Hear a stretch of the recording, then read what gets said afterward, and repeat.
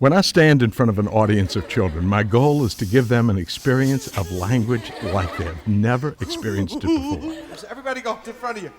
Worms for breakfast? I want it to be high-energy entertainment, rich with insights about the craft of writing words and the joy of reading them out loud. In the end, I want children to feel empowered as writers and as readers. Books are good. Books are great. I want books. In the very beginning of an assembly, we have the children ask the question, who are you?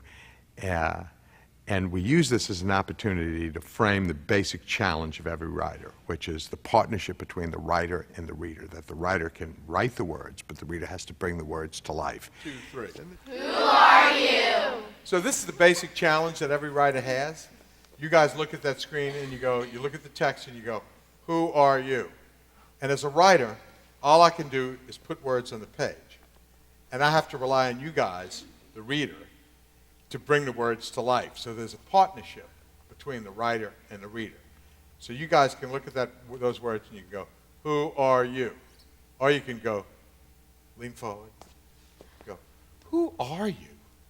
Who are you? Or you can get a little attitude and you go, who are you? Who are you? Well, my name is Bagert, and I'm an author from the city of New Orleans. Poetry lover is simply a person who loves at least one poem. You can write poetry and you can study poetry and all of those things are fine, and I hope they do.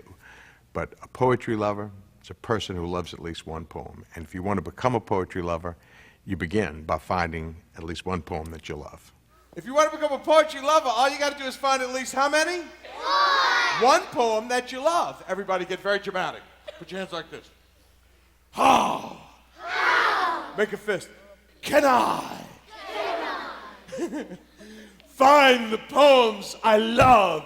Find the poems I love. So how do you find the poems you love? Finding the poetry that you love is exactly like finding the music that you love.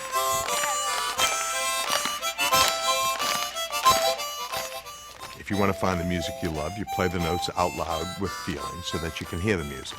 If you want to find the poems that you love, you say the words out loud with expression so that you can hear the poetry. Hands on your hips. Grinchy face. So this is where the fun really comes in. How do you put expression in your voice? Expression in our voice is a function of the expression on our face. Oral eloquence is a function of the expression on our face. The difference between great actors and good actors, great speakers and good speakers, is the expression on our face. Whatever expression is on your face comes out in your voice. All right, let's vote. It's a wonderful way to teach children to recite poetry, but more important, it becomes the foundation for successful oral communication, which can make the difference between success or failure in the life of a child. It's a powerful skill for them to learn. I'm going to work real hard, and I'm going to write my very best. You ready? Here we go. All right. That's not very good. This is one of the best things I get to do. I get to instill in a powerful way this notion that good writing is rewriting. It's not only okay not to write your best. You should never try to write your best. You're forbidden to try to write your best.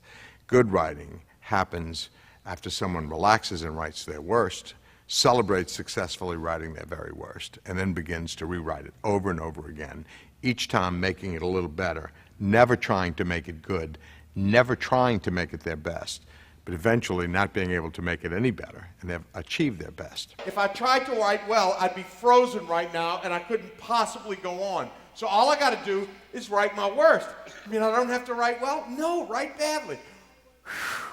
No problem. Now, when children watch me write, they watch me struggle, they watch me write it over and over again, and at some point, you can almost see it in their eyes. You can see their minds thinking, and they say, I can do that. I could do that. This writing demonstration, the actual modeling of writing, is one of the coolest things I get to do. Sense, I have 5 senses to make me feel alive. Listen, I can hear giggle noises in my ear. Once you begin to hear the voice of a writer, then reading books becomes an entirely different experience. It becomes a passionate, powerful, lively experience. An author visit is a wonderful thing.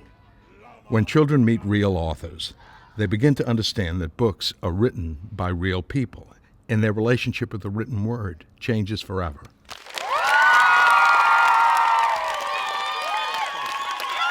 I love my work. I get to bring excitement to the world of poetry and the world of books, and I get to do it for thousands of children every year. It's a wonderful way to spend your life.